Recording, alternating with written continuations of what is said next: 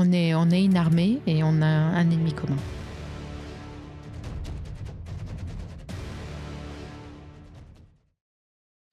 Bienvenue dans le podcast Ether, les récits d'innovation sociale. Aujourd'hui, on a le plaisir de retrouver Guillemette Jacob, qui va d'abord commencer, si tu es d'accord bien sûr, par se présenter.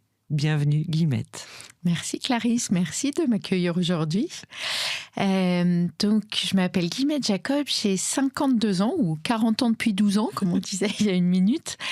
Je suis la fondatrice et la dirigeante d'une association qui s'appelle Sentinelle et qui a la caractéristique de mettre en relation les chercheurs et les citoyens dans le domaine de la cancérologie pour permettre à la recherche d'avancer plus vite. Voilà, et avant ça... Mais tu as une autre casquette, n'est-ce pas ? J'ai une autre... Oui, bon, on a tous, arrivé à nos âges, on a tous de multiples casquettes. Citoyen recherche. Voilà. Citoyen recherche étant une SASU, en fait, qui est une filiale de l'association. C'est ça. Parlons-en, parce que c'est important aussi. Oui, bien sûr. En fait, on s'est structuré au démarrage de l'association, on n'avait pas tellement penser à notre modèle économique et puis au fur et à mesure le modèle économique s'est imposé et pour assurer la pérennité de notre activité on a commencé à facturer une partie de nos prestations et on l'a fait grâce à une SASU qui s'appelle Citoyen Recherche et qui est donc une filiale de l'association Sentinelle. Super. Alors, qu'est-ce que c'est que ces prestations ? Que fait l'association précisément ? Et que fait la société précisément ? Rentrons dans le détail. Rentrons dans le détail. Alors, Sentinelle répond à un problème que le grand public connaît assez mal, qui est la difficulté qu'ont les chercheurs à trouver des volontaires pour participer à leurs études. On pense souvent que les chercheurs ont besoin d'argent, ce qui est vrai. Les chercheurs ont besoin d'argent, mais une fois qu'ils ont l'argent, ils ont aussi besoin que nous, les citoyens, la société civile, nous participions à leurs études. Et en fait, c'est historiquement quelque chose qui est au moins aussi difficile pour eux que de trouver de l'argent. D'accord. C'est des ressources humaines. Ce sont exactement. Après les ressources financières, ils ont besoin de ressources humaines. D'accord. Et la manière dont ça se passait avant Sentinelle, si c'était pour des études, pour des gens qui étaient dans un parcours de soins, généralement, le recrutement se faisait à l'hôpital, en consultation. Et c'était assez... Ça finissait par marcher, mais ça prenait beaucoup de temps. Et ça prenait surtout du temps de soins. Puisque les recrutements se faisaient en consultation et que donc un médecin prenait du temps d'une consultation pour encourager quelqu'un à participer à la recherche. Sachant qu'une consultation en cancérologie, en moyenne, c'est 12 minutes. D'accord. Sur 12 minutes, compte tenu des enjeux, on n'a pas le temps de recruter pour faire de la recherche. Et ça, c'était si vous étiez dans un parcours de soins. Si vous n'étiez pas dans un parcours de soins et que, par exemple, un chercheur s'interrogeait sur le rôle d'un conjoint ou d'une conjointe dans le choix ou non de faire une reconstruction mammaire, il faut trouver des conjoints et des conjointes. Ceux-là, ils viennent pas forcément en consultation. Et alors là, c'était... ils prenaient l'annuaire, en fait. Enfin, c'était vraiment... Alors, avant d'aller plus loin, parle-nous un peu de toi et de comment tu en es arrivé à présider, à créer cette association. Oui, parce que alors moi, j'étais comme chacun d'entre nous, je ne savais pas que ce problème existait. Soyons clairs. Je le sens bien. Je n'avais aucune idée que ce problème existait. Moi, il se trouve que j'ai été malade il y a 15 ans maintenant. 16 ans depuis le mois de janvier. Il y a 16 ans, et j'ai été prise en charge à l'Institut Curie. J'ai eu un cancer du sein, ce que j'appelle ma navrante banalité. J'ai eu un cancer du sein comme une femme sur 8 chez nous. Et j'ai été prise en charge à Curie, et c'est lors de ma prise en charge par un des médecins, et un des médecins qui m'a prise en charge, qui s'appelle le professeur Rayal, qui m'a expliqué les difficultés. Il était aussi chercheur, il n'était pas que clinicien. Et il m'a expliqué les difficultés que rencontraient les chercheurs pour recruter. Et moi, j'ai fait toute ma carrière professionnelle dans le marketing, et en particulier dans le marketing digital. Et s'il y a une chose qu'on fait en marketing beaucoup, c'est d'avoir recours pour faire nos études, parce que nous aussi on fait de la recherche en marketing, d'avoir recours à ce qu'on appelle des panels bien marketing. Sûr, bien sûr. Et d'où cette idée de créer Sentinelle, qui est ni plus ni moins qu'un panel. Et parce que voilà, et comme je l'expliquais, les chercheurs ont besoin de volontaires, et ce qu'on a fait avec Sentinelle, c'est d'inverser la charge en disant non, ce ne sont plus les chercheurs qui vont chercher des volontaires pour participer à leurs études, ce sont des citoyens qui vont se porter proactivement volontaires. D'accord. Et qui vont dire moi je veux bien, si vous avez besoin de moi, dites-le moi. Je veux bien considérer de participer à vos études. Mais alors, c'est des études de quel genre, de quel type ? Alors, ça peut être beaucoup de choses différentes. J'imagine. Il y a une chose que ça n'est pas. Ce ne sont pas des essais thérapeutiques. C'est ça, voilà. Dans le clair. soin dur. Voilà. C'est-à-dire que si vous êtes dans un parcours de soins, et on parle vraiment de cancérologie, si vous êtes dans un parcours de soins et qu'il y a une nouvelle molécule qui arrive qui peut vous sauver la vie, on ne fera pas le recrutement pour ça. C'est ça, voilà. C'est pour ça que je le précise. Mais tu as bien raison, merci. Ce recrutement-là, il est vraiment important qu'il ait lieu en consultation. Et oui. Parce que c'est une adéquation entre une personne, une molécule et un dossier médical. C'est ça. Et ça, c'est quelque chose qui doit être vraiment discuté dans la relation avec les soignants. Que ça soit pour s'assurer que ce soit adapté. Nous, on fait tout le reste. C'est-à-dire toutes les études. Alors, on peut faire des essais thérapeutiques, mais pour des choses qui souvent sont plutôt du confort. On a par exemple fait un recrutement pour des femmes qui souffraient de sécheresse vaginale suite à leur traitement. Et on essayait plusieurs types de réponses pour les aider dans cette sécheresse vaginale. Donc, on peut faire ce qu'on appelle dans le jargon de la recherche interventionnelle, mais uniquement pour des soins de support. Et sinon, on peut aussi vous interroger sur vos effets secondaires, on peut interroger la reprise du travail, et puis je parle beaucoup de citoyens et pas de patients, parce que en fait, tout le monde peut être utile à la recherche. Moi, je peux être utile à la recherche parce que j'ai été malade. Toi, Clarisse, qui n'a pas été malade, tu peux être tout aussi bien utile à la recherche. Alors, par exemple, on peut même participer, toi et moi, à la même recherche. D'accord. C'est-à-dire que, par exemple, on a fait une étude où on a eu 4800 participants sur Sentinelle, qui était une étude qui s'appelait Après cancer, et qui est une étude où on a étudié sur plusieurs années les effets de la maladie sur le long terme pour la qualité de vie des gens. D'accord, donc les effets à tous les niveaux, j'imagine. À tous les niveaux. Physique, psychologique. Exactement. On a évalué plein d'éléments qui impactent la qualité de vie dans l'après-cancer. Mais donc on en profite alors, pour ceux qui nous écoutent. N'hésitez pas. Ah oui. N'hésitez pas, inscrivez-vous. Alors, cette étude est terminée, mais il y en a d'autres à laquelle tout le monde peut participer. Je suppose qu'il y a des appels à volonté, à volontariat, tout à fait. Je sais pas comment. Oui, tout à fait. Des appels à volontaires. Des appels à volontaires, voilà. Exactement. Voilà. Et pour revenir à cette étude sur l'après-cancer, une personne comme moi peut répondre, c'est important. Moi, je suis dans l'après-cancer, comprendre quel impact la maladie a eu sur ma vie sur le long terme. Bien sûr. Mais il y a plein d'éléments qui ne sont pas nécessairement liés au cancer. Le cancer est quand même une maladie qu'on a plutôt dans la deuxième moitié de sa vie que dans la première. Oui. Et donc, il peut y avoir d'autres choses qui y jouent. L'âge peut jouer, la ménopause peut jouer. Il y a plein d'autres éléments qui peuvent faire et qui peuvent impacter la qualité de vie. Et donc, c'est très important qu'on interroge des gens qui ont été malades, mais aussi qu'on interroge des gens qui n'ont pas été malades, pour qu'on puisse isoler ce qui est de la vie et ce qui est du cancer. Très et clair. Donc, tout le monde est utile pour la recherche. Très clair, très clair. C'est très intéressant. Bon, je connaissais déjà, mais je suis très heureuse que tu puisses partager tout ça avec nos auditeurs. Merci. Surtout qu'on rentre un peu dans le détail. Donc, tu crées cette association au départ sous forme d'association. Pourquoi ?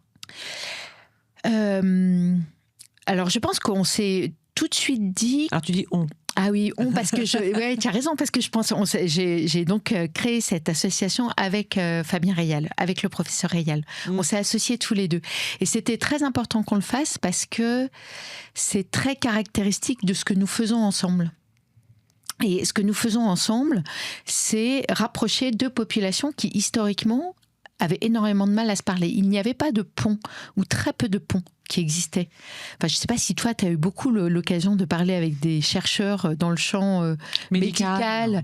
Voilà. Moi, j'en avais jamais eu l'opportunité. Mais déjà, de façon avant. générale, nous, on fait déjà à notre façon le pont dans les sciences humaines et sociales. Tout à fait. On en a déjà parlé. Ouais. Mais effectivement, le pont entre la recherche et la vie normale, et la vie économique encore plus, elle est assez rare. Donc, il est assez rare, pardon. Oui, c'est bon.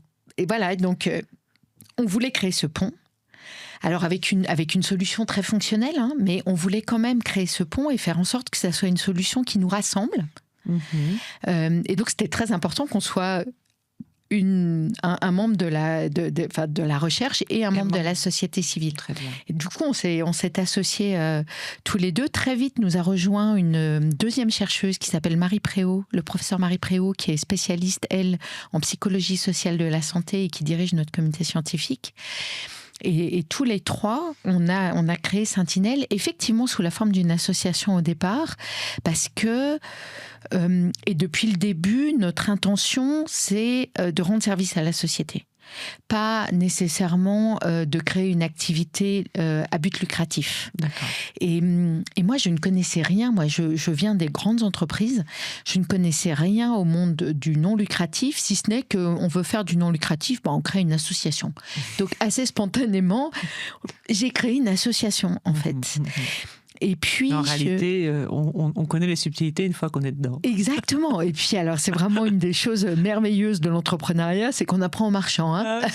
C'est exactement ça. Pas toujours facile. C'est ça, exactement. Et parfois en tombant et souvent en trébuchant. Souvent en trébuchant. Mais bon, là, nous, on était partis vraiment... on ne s'est pas posé vraiment de questions. On a créé une association. Et très vite, on a été financé pour les 3 premières années par l'Institut national du cancer, qui est l'émanation du ministère de la Santé, en charge du plan cancer, par la Fondation ARC, qui est un des plus gros financeurs privés de la recherche en France, et par le groupe de lingerie Chantel. Ah, d'accord. Et le patron ça, je l'ignorais par contre. C'est une belle histoire. C'est une belle histoire, oui. Et le patron du groupe Chantel, qui est un homme extraordinaire, Monsieur Kretz, nous a très vite dit que lui, son rôle dans ce projet, c'était de nous aider à devenir autonomes. Et il dit, moi, mon job, c'est que vous n'ayez plus besoin de moi. Ce qui est le plus beau cadeau qui nous est fait, parce qu'effectivement, il nous a incités, il nous a accompagnés pour qu'on réfléchisse à comment est-ce qu'on allait créer une réelle activité économique autour de ce qu'on faisait. Et ce qu'il nous disait, c'est ce que vous faites a de la valeur, alors vous pouvez le monétiser. Et de ce fait, on a commencé à réfléchir à, OK, on va générer du chiffre d'affaires, est-ce que le format associatif est le mieux adapté ou non ? Et c'est un moment où on a été incubé chez Ashoka, qui est un formidable accompagnateur de projet. Exactement, avec Elsa, qui n'était pas là à l'époque. Mais oui, c'est vrai. on a participé au SMI l'année dernière ensemble, sur une table ronde. Ouais. Et Elsa, on a fait nos études ensemble. Donc c'est drôle, on s'est retrouvés, nos chemins se sont recroisés ensuite. Mais, et Ashoka nous a accompagnés dans cette démarche-là. Il nous a aidés à créer ce modèle à deux structures avec une filiale, une filiale qui est une société... C'est un très bon conseil. Oui, voilà. Et, qui nous a bien aidés après quand on a travaillé ensemble. Voilà, oui, qui nous a bien aidés. Qui crée quelques complexités comptables. C'est une certaine agilité. Oui, ça demande financièrement d'avoir un bon expert comptable qui est à l'aise avec ce type de structure, mais ça marche très bien. C'est fréquent dans le monde. Bon, de toute façon, c'est vrai que le monde du lucratif et le monde du non lucratif ne sont pas si différents au final. Et effectivement, quand tu as besoin d'avoir... de créer de la valeur, ne serait-ce que pour nourrir les parties prenantes, eh bien, de fait, le non lucratif touche de près le lucratif, quoi. Voilà, moi c'est ce que j'ai appris Et alors donc, ce faisant. Alors continue l'histoire. Donc vous avez cherché votre indépendance financière. On a cherché notre indépendance financière et en fait la prestation que l'on vend, c'est exactement la prestation que j'achetais moi quand j'ai été en marketing. qui est une prestation de recrutement. En tout cas, initialement. Depuis, on s'est un petit peu étoffé, et de dire aux chercheurs, venez nous voir quand vous voulez mener une recherche et on vous aidera à recruter. D'accord. Ce recrutement, nous, on le fait grâce à une newsletter. En fait, si les citoyens veulent se porter volontaires, ils viennent sur notre site internet et ils s'inscrivent à une newsletter. D'accord. Sans prendre d'autres engagements que de recevoir notre newsletter. Et c'est ensuite dans la newsletter qu'on parle des études qui sont en cours, pour lesquelles on a besoin de volontaires. Et alors, chacun est libre ou non de se porter volontaire en fonction... C'est uniquement comme ça que vous recrutez? C'est uniquement comme ça qu'on recrute. Combien tu as d'abonnés à cette newsletter? On est un peu plus... Je crois qu'on est 45 079 depuis ce matin, ou quelque chose comme ça. C'est une belle valeur. C'est une belle valeur. Hein. On a passé les 45 000... mardi soir, ce qui était une très belle victoire pour nous, parce que hier, c'était la journée mondiale de lutte contre le cancer, et donc c'était formidable pour nous d'entamer cette journée en disant la lutte, on est 45 000 pour la mener là. On est 45 000 pour la mener ensemble. Alors, au départ, tu as démarré comment? Vraiment par juste bouche à oreille? On a beaucoup fait de bouche à oreille. On a aussi, moi j'ai aussi au début beaucoup raconté mon histoire personnelle. Ce que je fais beaucoup moins aujourd'hui, mais voilà, c'était les journalistes aiment bien ça et c'est le jeu. Donc j'étais contente de le jouer. Aujourd'hui, le recrutement se fait beaucoup grâce aux études. En fait, les études peuvent être un faire-venir. Il y a beaucoup de gens qui viennent nous voir en disant « Moi, j'ai envie de témoigner de ça ». D'accord. Je vais te prendre un autre exemple. Tout à l'heure, je prenais l'exemple de l'après-cancer. On a aussi fait une très belle étude pour laquelle on a eu près de 5000 participants à nouveau, qui était sur la fertilité des femmes après un cancer du sein. Et en fait, c'est une étude pour laquelle on avait besoin de femmes ayant été malades dans une période dans laquelle elles auraient pu, de susceptibles grossesses, donc avant 43 ans, et de femmes n'ayant pas étaient malades, pour qu'on puisse comparer leur capacité à avoir des enfants rapidement et tout ça. Et c'est une étude pour laquelle il y a beaucoup de femmes qui nous ont rejointes en disant moi, ma meilleure amie, ma sœur, ma cousine, et c'est un sujet qui nous touche. Et forcément, la fertilité, se dire que c'est vraiment tellement la double peine sur le papier. Donc moi, je veux participer. Je veux participer. Donc voilà, et où il y a des études qu'on mène sur les effets secondaires, par exemple de l'hormonothérapie, qui est un médicament que une grosse majorité de femmes ayant eu un cancer du sein prennent pendant 10 ans. D'accord. Qui a des effets secondaires significatifs. Il y a beaucoup de femmes qui viennent, qui disent « Moi, je veux témoigner ». Donc, un gros levier de recrutement pour nous, ce sont les études. D'accord. Donc, c'est cette newsletter qui est votre premier réseau de recrutement. Et c'est notre premier média. Votre premier média, c'est magnifique. D'accord. Et vous publiez de façon très régulière? Comment ça se passe? Alors, on envoie une newsletter par mois. Oui, d'accord. L'idée étant vraiment... Dans le modèle de la recherche, il existe un système qui s'appelle les cohortes. Les cohortes, c'est quelque chose dans lesquels, je suis sûre que parmi nos auditeurs, il y en a certains qui en feront partie. Ce sont des programmes de recherche dans lesquels les citoyens sont amenés à s'engager. Mais quand tu t'engages dans une cohorte, j'ai coutume de dire, tu signes avec ton sang. Mais ça veut dire, tu dis, ok, je m'engage pour les 5 prochaines années, je répondrai à tous les questionnaires pour lesquels vous me solliciterez, je ferai tous les examens que vous me demanderez de faire. Et donc ça existe, ça marche bien. C'est une très grosse ingénierie. D'accord. Et nous, ce qu'on voulait faire, c'était quelque chose de beaucoup plus souple. Bien sûr. Donc, vraiment, l'idée, c'est... Il y a plus de participants sur des temps beaucoup plus courts, bien sûr, c'est cohérent. Et que les gens puissent faire entrée-sortie, ou de dire, oui, moi, je corresponds aux critères de cette étude, mais j'ai pas envie d'y participer, j'ai pas envie de me replonger sur ce sujet-là. Et c'est OK. En fait. Oui, c'est ça. Et les deux modèles sont hyper utiles, répondent et très complémentaires. Ils permettent à d'autres personnes qui ne se seraient pas nécessairement engagées sur 5 ans de le faire très ponctuellement à un moment de leur vie pour lequel c'est juste. Donc, vous lancez ce projet, très vite, vous créez les premiers panels, et donc qui servent les projets de recherche divers et variés, comme tu me disais. Donc, aujourd'hui, tu as une idée du nombre de panels que vous avez pu mettre en place? Alors, vous êtes créé depuis quand exactement déjà? On existe juridiquement depuis 2012, publiquement depuis 2013. C'est ça. Donc on va avoir 13 ans là, au mois d'octobre 2026. On rentre dans l'adolescence. Et on a mené plus de 70 projets de recherche. C'est-à-dire qu'il y a plus de 70 chercheurs qui sont venus nous voir et qui nous ont demandé de les aider à recruter pour leurs études. C'est magnifique. Donc, c'est d'abord les chercheurs qui viennent vous suggérer quelque chose et ensuite vous qui passez au mode recrutement. Exactement. Et toutes les opérations que vous avez menées ont été un succès ? Quasiment toutes. Quasiment toutes. De manière générale, on dépasse très largement les ambitions des chercheurs. Historiquement, les chercheurs avaient appris à être très peu ambitieux. Oui, j'imagine. Parce que comme ils se galéraient énormément, ils se contentaient de ce qu'ils avaient. Et du coup, vous êtes les seuls aujourd'hui à faire ça ? Alors, dans le domaine de la cancérologie, oui. Il y a d'autres projets assez proches du nôtre qui se sont créés depuis.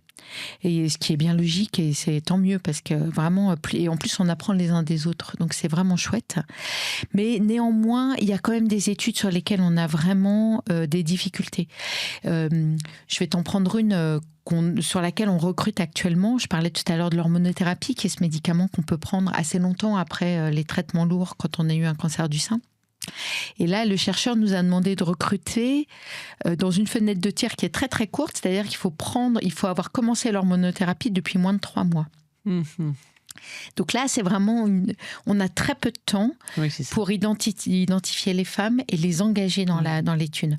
Donc on a réussi à engager, en l'occurrence, on est plus à plus de 170 ou plus de 180, ce qui est bien, mais ce qui n'est pas suffisant. Et donc, ça comment prend tu du temps. détermines le nombre de personnes suffisantes, on va dire, ou nécessaires ? Alors ça, c'est un travail qu'on fait avec les chercheurs, qui est un travail de statistique. D'accord. Parfait. Qui, en fait, est une question de robustesse des résultats. Très clair. Alors, qui aujourd'hui participe à l'aventure Sentinelle et Citoyens Recherche ? Combien de personnes ? Tu veux dire chez nous en interne ? En interne, oui. Parce que maintenant, on va parler de... Ouais. On va rentrer dans le cœur du réacteur. Exactement. Alors, en interne, aujourd'hui, on est 3 salariés à plein temps. Donc, on a progressé, déjà. Voilà. Ah, non, mais ce qui est extraordinaire, parce qu'il y a eu des moments où on n'avait pas du tout de salariés. Et on a alterné des phases avec et des phases sans salariés. Aujourd'hui, dans une phase faste, on a 3 salariés. Il y a donc Laura, qui a été la première embauchée, la première réembauchée après une période de 100 salariés, qui est avec nous depuis août 2024 et qui est en charge de toute la communication, de toute l'animation de la communauté. Les Sentinelles se considèrent vraiment comme étant une communauté et on met en place toute une animation communautaire très classique, comme ça peut se faire. Et c'est très bien, ça marche super bien, c'est très chouette. C'est surtout qu'avec 45 000 personnes, ça nécessite quand même un peu de... Voilà, c'est un peu, oui, puis de relationnel. Nous, on considère que notre projet est un projet relationnel et vraiment, puis elles sont tellement chouettes. Bref, donc Laura est vraiment en charge de l'animation de la communauté. La deuxième salariée a été embauchée grâce à vous. Nous n'aurions jamais embauché Ferlie sans vous. Ferlie est sociologue. Elle est docteure et c'est grâce au CIR et au projet Jeunes Chercheurs qu'on a pu embaucher Ferlie. Elle nous a rejoints en mars 2025. Je dis des bêtises, non, mars 2024. Ah, mais vous pouvez. Parce que ça n'aurait vraiment... on n'aurait jamais pu embaucher Ferlie sans vous. Sans le travail qu'on a fait ensemble. Sans le travail qu'on a fait ensemble, ça n'aurait pas été possible pour nous. Je pense que déjà financièrement, ça aurait été vraiment très compliqué. Et puis, je n'y aurais même pas pensé, à vrai dire. Il faut que tu nous racontes ça. Oui, mais c'est... Parce que ça fait partie des récits de l'innovation sociale. Ben voilà, exactement. Et puis, je suis la 3e embauchée. On aime bien les belles histoires. Ben voilà, ouais. et tu es je suis la 3e embauchée. Parce que tu as créé l'association, mais tu n'en étais pas salariée du tout. Jusqu'à il y a 1 an et demi. Voilà. Ouais, je suis salariée depuis 1 an et demi. Avant ça, je menais une activité professionnelle parallèle. Ce que je fais toujours de temps en temps, d'ailleurs, mais l'essentiel de mon activité est de plus en plus... sur Sentinelle ou Citoyens Recherche. Oui, enfin, t'es un peu sur les deux. Alors, c'est Citoyens Recherche qui porte les salaires. La structure Sentinelle, nous, si je devais résumer très... Sentinelle porte la communauté, Citoyens Recherche porte les études. Oui, c'est ça. D'accord, c'est logique. Hein. Oui, voilà. C'est logique. D'accord. Oui, parce que c'est l'activité non lucrative d'un certain point de vue et les études, c'est ce que vous vendez. Donc, c'est une activité Exactement. Très clair. Donc, alors, Ferlie, raconte-nous toute cette histoire. Comment tu t'es lancée dans la recherche toi-même Alors, ouais, Ferlie, c'est avec nous, bien sûr, oui. après, mais dans un Ferlie, c'est né alors, c'est né déjà sur LinkedIn. En fait, Estelle de chez vous, hein, Estelle des Terres. Estelle et moi, on se connaît depuis 25 ans. Oui. Pour de vrai. Moi aussi. Moi aussi, ça fait 25 ans, mais voilà. Je pense que ça avait même plus 28. Mais on se croisait, on se connaissait socialement. On se croisait de temps en temps. Voilà, on a des cercles d'amis qui se recroisent. Et on s'appréciait et on se suivait sur LinkedIn. Et quand vous avez créé Terre, elle a posté un post LinkedIn. Je me suis dit, tiens, mais est-ce que ça veut dire que je n'avais jamais envisagé une demi-seconde qu'on puisse être éligible au CIR? Je connaissais très vaguement je connaissais très vaguement l'idée du CIR et pour moi, ça correspondait à L'Oréal, quoi. C'était pas du tout pour des gens comme moi. Et puis je lis ce post d'Estelle, je sais plus exactement ce qu'elle y disait, mais je me dis bon, je prends ma plus belle plume et je lui écris un petit mot en disant Estelle, on pourrait déjeuner ensemble. Et je suis venue déjeuner à côté de vos bureaux. Oui. Et là, Estelle m'a regardée en me disant mais évidemment, tu es exactement, tu es en plein dedans. Voilà. Et donc, on a commencé à réfléchir ensemble qu'est-ce que l'on faisait qui pourrait... Alors, à l'époque, tu n'avais pas de salarié, Non, je n'avais pas de salarié. Donc, tu étais éligible sur les sujets que vous meniez, mais en revanche, il n'y avait rien à valoriser. Il n'y avait rien à valoriser. C'est ça. Et puis, Laura est arrivée, et puis, le fait, nos discussions m'ont amené à envisager le fait que Ferlie nous rejoigne. Et je vais prendre un exemple de ce que Ferlie fait avec nous. Oui. Ferlie, elle est sociologue. Mm-hmm. On a mis en ligne sur notre site un outil qui s'appelle moteur de recherche et qui a pour vocation de faire ce qu'on appelle de la recherche participative à grande échelle. La recherche participative, c'est une recherche dans laquelle les citoyens prennent part au-delà de simplement répondre aux questions des chercheurs. Ils co-construisent la recherche.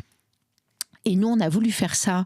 On le fait déjà par ailleurs sur certains projets de recherche, mais là, on voulait le faire à vraiment plus grande échelle et le faire d'une manière qui n'avait jamais été faite, qui est d'ouvrir un espace où les citoyens peuvent venir poser aux chercheurs les questions auxquelles ils aimeraient bien que la recherche ait des réponses. D'accord. Donc on fonctionne encore à l'envers. On a encore inversé une nouvelle fois le fonctionnement du système. On inverse et on leur dit... Parce que tu l'avais inversé une première fois. Oui, c'est vrai, t'as raison, je n'avais pas pensé. Tu le réinverses dans l'autre sens. Voilà, c'est vrai, je n'avais pas vu ça sous cet angle, mais t'as raison. Et c'est de dire, plutôt que de... Enfin, c'est bien, vous répondez aux questions des chercheurs, merci, et on va vous encourager à continuer de le faire, mais est-ce que vous avez des questions pour la recherche ? Et on a lancé ça en septembre 2024. Je commence à me perdre dans mes années, moi. En septembre 2024, c'est en ligne depuis. Et la première, on a fait une première analyse à partir de décembre 2024. Donc, on est resté 3 mois en ligne. On avait 2000 questions. On avait plus de 1000 participants. Ah oui. Et Ferlie mène toute cette opération de recherche parce que c'est de la recherche sur de la recherche. Oui, bien sûr. On a créé... c'est de la recherche sur la méthode de recherche. Exactement. C'est exactement ça. Oui. Et on travaille à la fois sur comment est-ce que les citoyens posent les questions, quelles sont les questions que posent les citoyens, et demain, comment est-ce que les chercheurs vont s'emparer de ces questions-là. D'accord. Voilà. Et Ferlie mène avec nous tout ce travail-là, et elle a aussi mené des entretiens avec des sentinelles pour qui allait participer ou qui avait participé. Enfin voilà, on fait tout un travail de recherche autour de la recherche.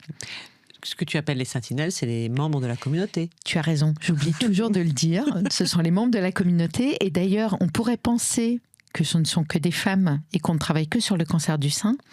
Mais pas du tout. Les sentinelles, c'est une communauté mixte et qui répond à des études qui concernent tous les cancers. Tous les cancers. Mais par contre, c'est vrai que c'est circonscrit au cancer.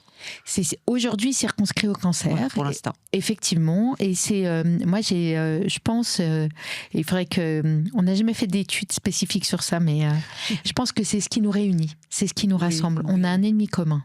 Oui, je comprends. D'accord. On est une armée et on a un ennemi commun. Je comprends. Donc, Ferli fait de la recherche sur les méthodologies de recherche, sur la méthode de recherche. Donc ensuite, de ce travail, vous pouvez être proactif et proposer aux chercheurs d'avancer sur des sujets qui finalement intéressent les citoyens. C'est tout à fait ça. C'est Voilà. exactement ça. C'est vraiment un échange constant entre le monde de la recherche et la vie civile, enfin je ne sais pas comment on peut appeler ça, mais l'autre monde. Mais c'est exactement ça. On a créé un pont qui avait dans un premier temps une circulation dans un sens, à sens unique, et qui maintenant est à double sens. C'est génial. Et ce qu'on essaye de faire, alors... Et alors, sur votre modèle économique, ça a un impact ? Non. Pas aujourd'hui. Pas directement, pas encore. Non, pas aujourd'hui. C'est parce que probablement c'est du travail de longue haleine. Oui, c'est quand même un changement culturel qui n'est facile à aborder pour personne. C'est pas très facile pour les citoyens, où il y en a plein qui nous disent « Ah non, mais moi je veux pas poser des questions à des chercheurs, moi j'y connais rien. » Oui, c'est ça. Et puis vous avez des chercheurs qui disent « Ouais, enfin j'ai quand même fait 10 ans d'études, je connais bien mon sujet. Non, mais vous êtes gentil, mais j'ai pas besoin de vous. » quoi. Oui, bien sûr, bien sûr.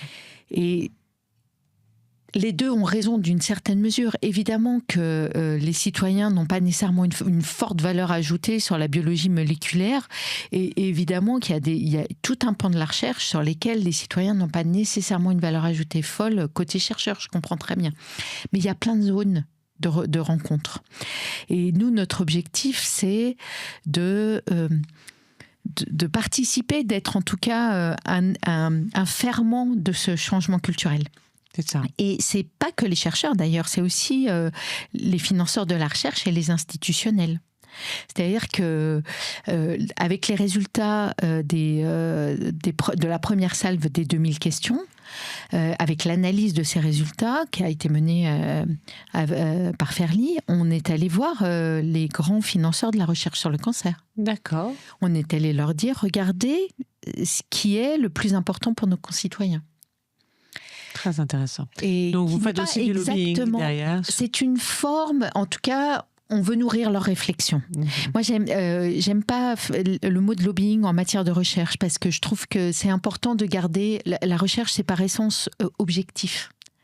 Il faut garder une certaine objectivité.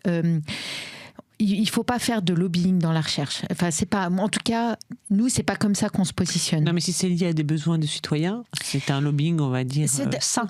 C'est, en tout cas, on veut notre place à la table et on veut pas nécessairement que notre avis soit celui qui prévale à la fin, mais qui soit pris en compte. Qui soit pris en compte et entendu à tous les moments. Exactement. D'accord. On veut une place à la table. C'est ça qu'on demande. Le positionnement aujourd'hui de Sentinelle et donc de sa filiale économique Citoyen Recherche, c'est finalement le lieu de rencontre des citoyens qui participent à la recherche, soit en tant que, je dirais, volontaires, et qui aujourd'hui, portés par le succès de ce volontariat, et donc par le fait qu'on a nourri la recherche pendant 12 ans de façon intense, souhaite aujourd'hui tout simplement un petit strapontin dans ce monde de la recherche pour être un peu plus présent et donner un peu son avis sur éventuellement les sujets sur lesquels on pourrait à tout le moins s'intéresser. Alors, on pourrait s'intéresser. Je ne veux pas faire de lobbying, mais je veux plus qu'un strapontin.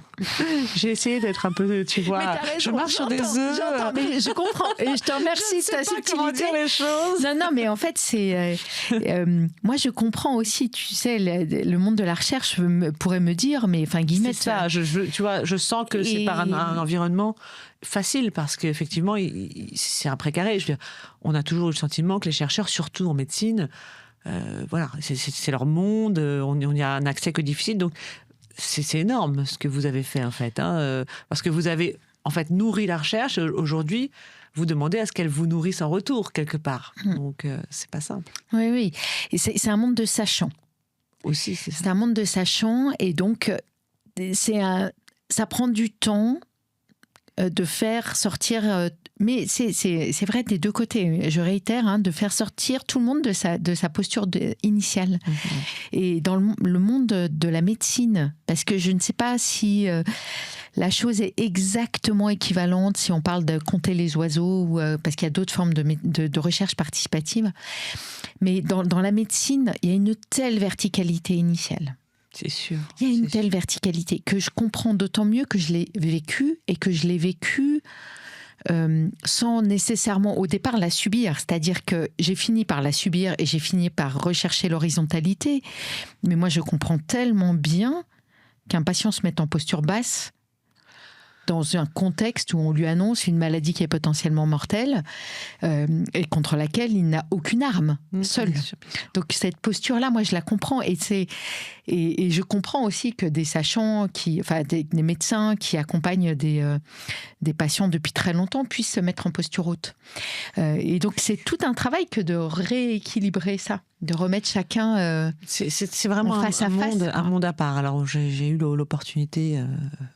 pas vraiment très drôle, en fin d'année 2025, de participer à un gros procès sur une affaire médicale qui a fait grand bruit, puisque c'est l'affaire Péchier à Besançon. Je ne sais pas si tu en as entendu parler. Si, bien sûr. Donc, j'ai découvert aussi beaucoup de choses, et notamment, effectivement, la façon dont fonctionne la médecine, et chacun est vraiment dans sa ligne de course, hein. Je ne sais pas comment on dit, parce que je ne suis pas une experte de ce sport, mais tu vois, chacun est dans son coin, en fait. Et vraiment, on se rend compte que ça partage pas, ça échange pas, même sur le même cas clinique, parce qu'on ne parle même pas de patient, mais même sur le même cas clinique, chacun fait dans son coin. Donc là, tu vois, l'anesthésiste dans son coin, le chirurgien dans son coin. Et donc, on se rend compte que c'est un monde quand même très particulier, où le patient est très isolé, et les médecins sont très isolés aussi. Donc j'imagine les chercheurs à leur niveau. C'est-à-dire que je pense que ce serait une grande révolution, et je pense que Citoyen Recherche j'appelle ça Citoyen Recherche. Tu as raison. Tu ne m'en veux pas, mais c'est Sentinelle en réalité, l'association, parce que moi je connais plus Citoyen Recherche. Mais Sentinelle et Citoyen Recherche participent finalement de cette nécessité de désiloter un peu ce monde médical, déjà entre médecins et patients, et effectivement d'avoir des informations, que le pont soit fait, quoi, enfin. Et le côté ultra scientifique et effectivement ultra complexe fait que aujourd'hui il y a un écart qui est trop important entre le monde médical et le monde l'autre monde. Et que tu peux extrapoler à la science et à la société. À la science et à la société aussi, en général, tout à fait. Et alors, tu vois, ce que tu disais sur les médecins qui sont chacun dans leur ligne de nage, la cancérologie a cette chance qui est que c'est une prise en charge qui est très qui demande des spécialités très différentes. D'accord. Et on a de la chance en France, on a des centres de lutte contre le cancer qui sont des centres experts dans lesquels ils ne font que de la prise en charge de cancer et dans lesquels les médecins se réunissent, mais d'ailleurs ils le font aussi dans les hôpitaux qui ne sont pas des centres de lutte.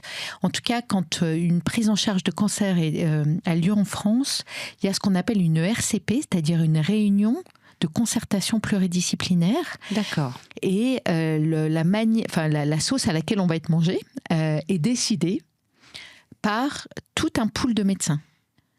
Et d'ailleurs, ils peuvent aussi appeler un autre pool de médecins pour prendre un avis extérieur en disant, écoute, on a ce cas-là, nous on opterait bien pour ça, est-ce que vous opteriez pour la même chose? Et le dossier passe dans un autre hôpital pour être étudié avant de revenir à l'hôpital d'origine. D'accord, donc il y a un petit peu plus de porosité, on va dire. Il y a plus de porosité en cancérologie, je pense, parce que c'est aussi une maladie où on est très structuré pour y répondre, et tant mieux. Par contre, ce que tu dis fait vraiment écho à moi, ce que je rencontre dans la recherche, qui est un peu en parallèle. En parallèle, les chercheurs ne se parlent pas.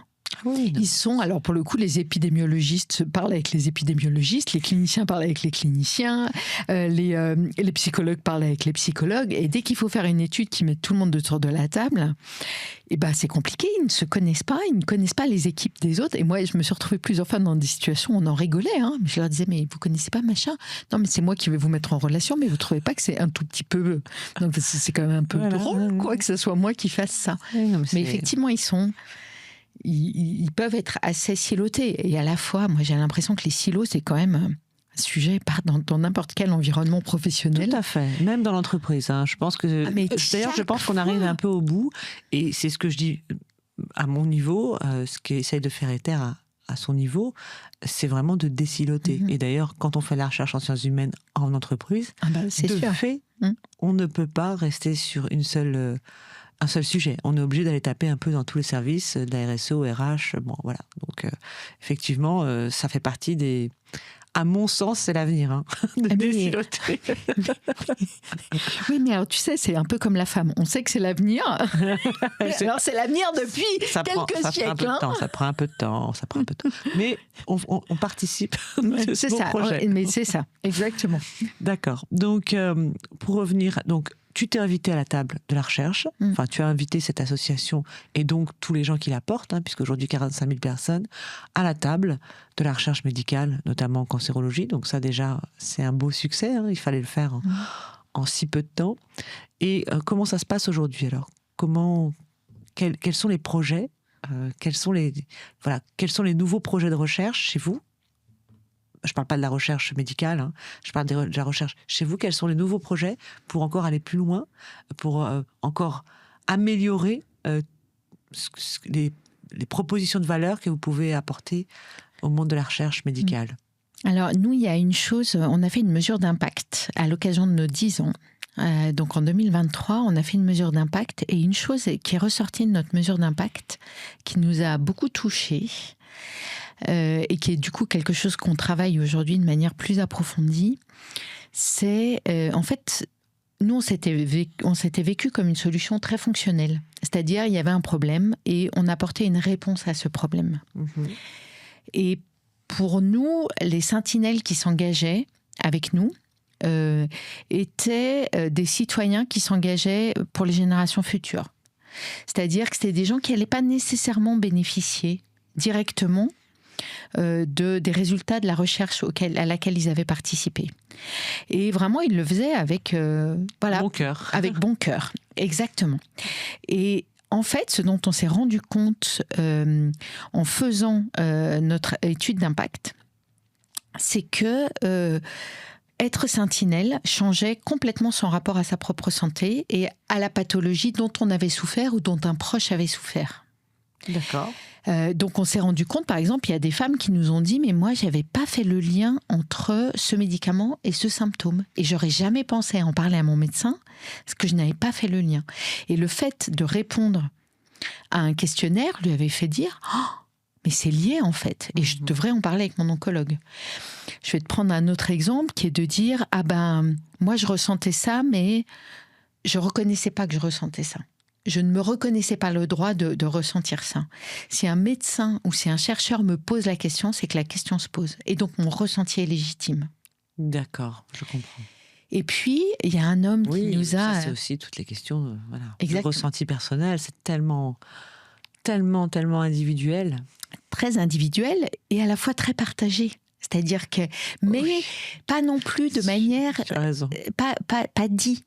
Tu vois, pas exprimé. Oui, non, mais c'est pas évident. Ce sont des ressentis très intimes. C'est des souffrances, voilà. C'est très intime et c'est pas des choses dont tu parles. Puis t'as pas toujours des pairs avec qui en parler, et que quelqu'un qui est considéré comme étant un sachant te pose la question, tu dis oh, mais je suis donc légitime à ressentir ça. Et donc ça les aide vraiment, et ça c'est très vrai pour les personnes qui ont été malades, pour les personnes qui n'ont pas été malades mais qui vivent le plus souvent dans l'entourage d'un malade, parce que quand vous êtes sentinelle, c'est que vous avez un compte à régler avec le cancer, et que donc souvent si c'est pas vous, c'est quelqu'un de très proche de chez vous. Il y a un mari qui est venu nous voir en disant alors j'ai lu tous les résultats d'études que vous avez fait sur ce médicament-là. En fait, tout ce que dit ma femme, c'est vrai. Je vous remercie parce que en fait, ça m'aide à mieux l'accompagner, à mieux la comprendre et à ne pas minimiser ce qu'elle ressent. Oui, c'est ça. Et donc ça aide. Moi, j'en avais les larmes aux yeux. Je me suis dit, mon Dieu, j'ai déjà aidé cette femme à avoir un mari qui soit à la hauteur de la situation, mais merci, quoi. Oui, bien sûr. Et en fait, c'est un travail du coup qu'on fait aujourd'hui, de les accompagner encore plus là-dedans et de les élever encore plus. Parce que au-delà de créer des panels pour la recherche, vous publiez ensuite les éléments de la recherche, c'est-à-dire que... Ouais. Oui, tu as raison, c'est une chose que je n'ai pas précisée. En fait, ça fait partie du contrat entre les sentinelles et les chercheurs. D'accord. Pour nous, et ça a été depuis le départ, l'idée était vraiment de se dire qu'on allait rendre le savoir qui avait été créé grâce à la communauté à la communauté. Très bien. Et donc, depuis le début, on demande aux chercheurs de venir partager avec la communauté les résultats de leurs recherches. Donc, ces résultats, ils sont publiés. On a plus de 40 publications qui ont été faites grâce à Sentinelle. Donc ça, c'est un chiffre, on est hyper fiers. Mais des publications scientifiques dans des revues à comité de relecture, enfin des choses sérieuses, quoi, la science. Mais on demande aussi aux chercheurs de venir expliquer à la communauté ces résultats, de répondre aux questions de la communauté. D'accord. Et c'est aussi une des choses qu'on a apprises de notre mesure d'impact, c'est qu'en fait, on avait un vrai rôle de rapprochement de la science et de la société. C'est ça. Et c'est vraiment ça aussi qu'on vient aujourd'hui creuser et qui font partie de nos projets pour les années qui arrivent. C'est comment est-ce qu'on peut, à l'ère de Trump, pour résumer un bordelum autour du rapport aux faits et à la vérité, et donc du rapport à la science, comment est-ce que par du dialogue, on peut créer plus de confiance, plus de proximité et une vraie richesse réciproque. Les chercheurs arrivent toujours, on fait des webinaires en fait, d'échanges sur les résultats, ils sont toujours comme ça. Ils ont toujours un peu la trouille. Alors qu'ils ne parlent pas devant leur père. Hein. Alors qu'ils ne parlent pas devant leur père, mais leur père, ils connaissent les codes, ils savent. Et là, ils ont toujours peur de devoir répondre à des questions un peu, voilà. Inattendues. Exactement. Et ils ressortent toujours de là en se disant « Oh, c'était hyper intéressant, mais elles savent plein de trucs. » Ben oui, en fait, elles vivent avec la pathologie. Oui, donc, donc elles savent, je vous confirme, elles savent. Et c'est des deux côtés que ça se... Une fois de plus, c'est vraiment une belle aventure. Ça transforme des deux côtés. Magnifique, magnifique. Alors, maintenant, c'est un peu ma question, voilà, on arrive presque au bout du podcast, mais j'ai toujours ma question un peu ultime que je pose systématiquement, et dans ton cas, qui m'intéresse tout particulièrement, c'est comment tu vois Sentinelle et Citoyen Recherche à une échéance de 5 ans, par exemple? Est-ce que d'abord c'est possible de se projeter? Et si oui, comment? Alors moi, je suis pas très forte pour me projeter. Je fais partie de ces gens qui ne savent pas faire ça. Je ne sais pas ce que je vais faire pendant les vacances de février. Nous sommes donc le 5 février. Je suis pas très forte à ça. Par contre, une chose que j'entendais à la radio, parce qu'hier on a beaucoup parlé de recherche contre le cancer à la radio. Voilà, j'ai écouté plein de choses et c'était hyper intéressant. Et un chercheur qui est un très très très grand chercheur français qui s'appelle Fabrice André disait qu'il espérait qu'à l'échelle de 15 ans, on ait craqué suffisamment les mécanismes biologiques du cancer pour que le cancer n'ait plus le poids qu'il a aujourd'hui, ne soit plus mortel, et n'ait plus le poids qu'il peut avoir aujourd'hui sur la vie des gens.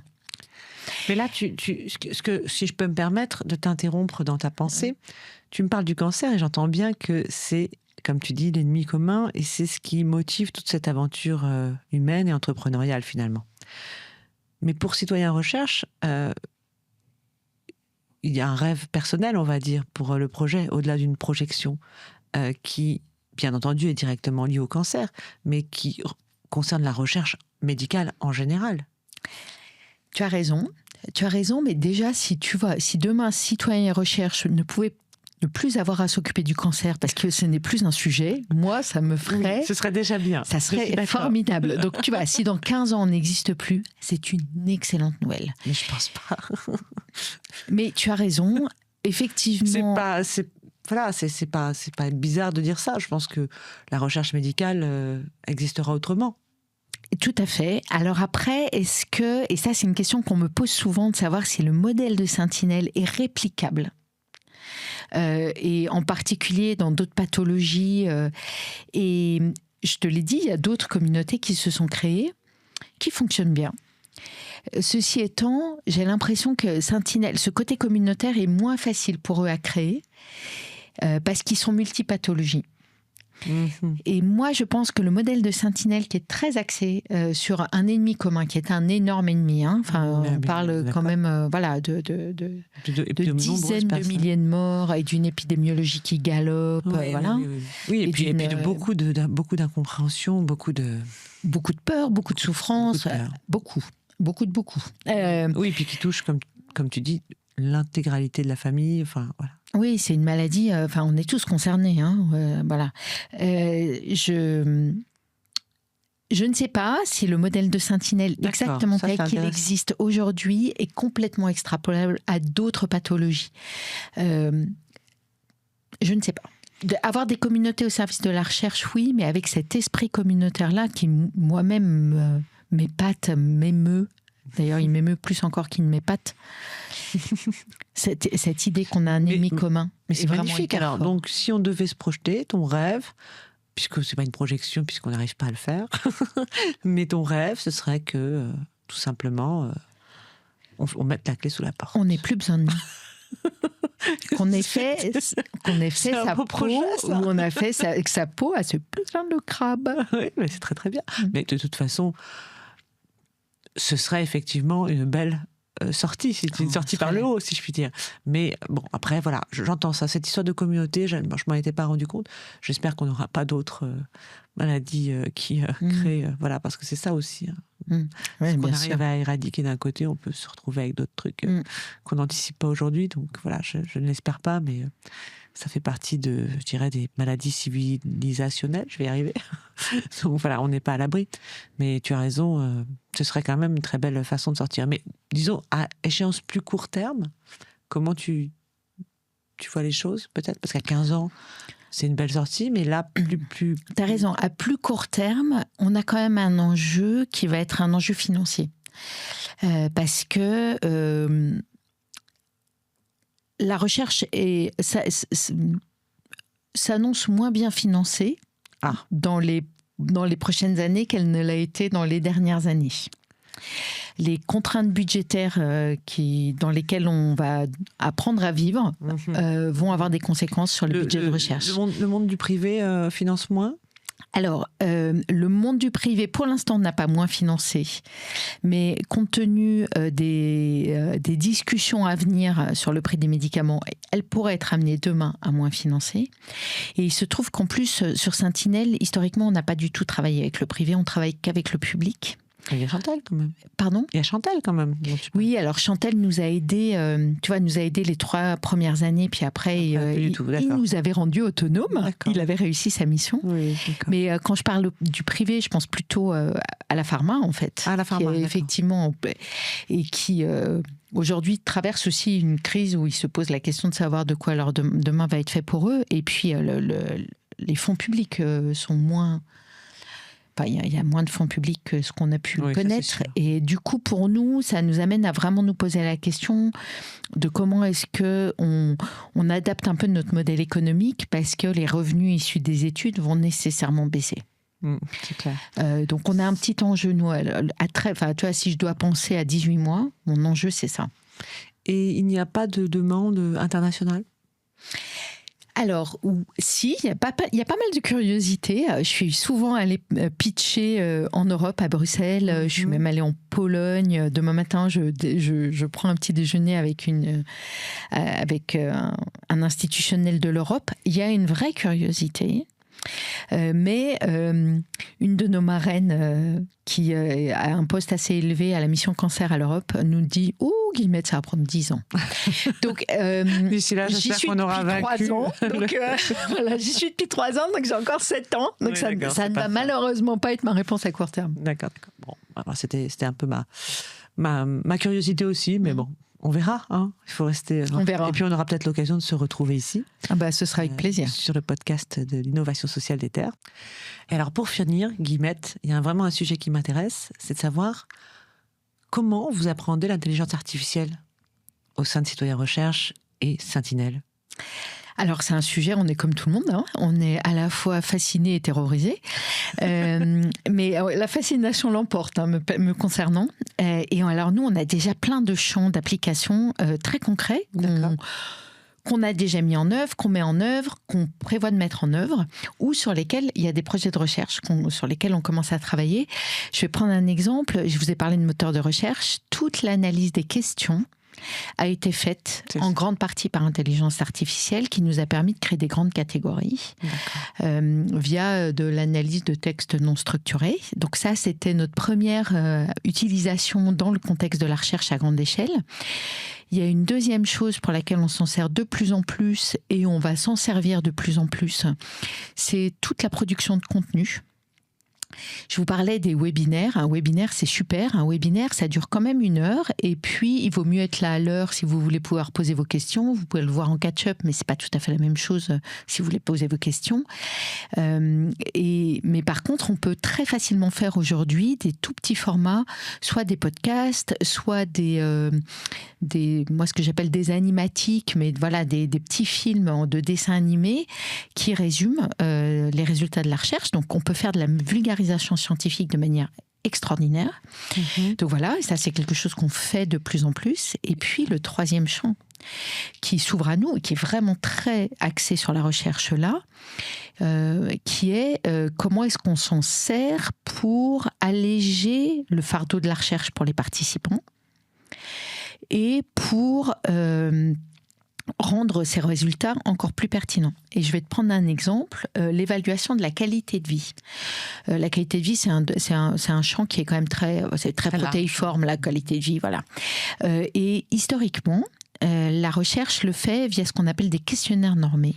C'est-à-dire que ce sont des questionnaires extrêmement pensés, qui ont été calculés dans tous les sens mais qui sont très génériques et qui sont pas du tout, qui d'un point de vue répondant, sont pas du tout sympas. Ils sont très bien pensés pour la science. Ils permettent de comparer les pathologies, de comparer d'un pays à l'autre. Enfin, c'est très intéressant d'un point de vue scientifique. Du point de vue du répondant, c'est rarement très intéressant. C'est très aride. C'est rarement une question ça nous paraît pas être les bonnes questions. Elles sont parfois pas très bien posées. Enfin bon. Bref, c'est pas génial. Il n'y a rien qui va. Et sur la qualité de vie, ce questionnaire-là, on peut vous le poser tous les mois. Et c'est toujours le même. Oui, donc ça fatigue. Le fardeau de la recherche est réel. Et là, on se dit, est-ce que si quelqu'un nous parlait dans un iPhone, que tous les mois, on lui dise, alors, comment ça va ? Ce mois-ci, comment c'était ta qualité de vie ? Et qu'à la fois, sur ce qu'il nous dit, et sur comment il nous le dit, et sur sa voix, on puisse analyser et dire, on n'a plus besoin que tu remplisses un questionnaire. D'accord. Et ça, l'intelligence artificielle est capable de le faire. Eh bien, c'est ce qu'on est en train de discuter. Magnifique. Et c'est ce qu'on est en train d'étudier. Et oui, donc ça simplifierait beaucoup les choses. Ça rendrait les choses, et non seulement ça la simplifierait, mais ça rendrait aussi les choses beaucoup plus riches. Et beaucoup plus humaines, d'un certain point de vue. Et beaucoup plus humaines. Et beaucoup plus humaines, parce qu'on sait que ces questionnaires normés, s'ils ont une vraie utilité scientifique, ils ont aussi des angles morts.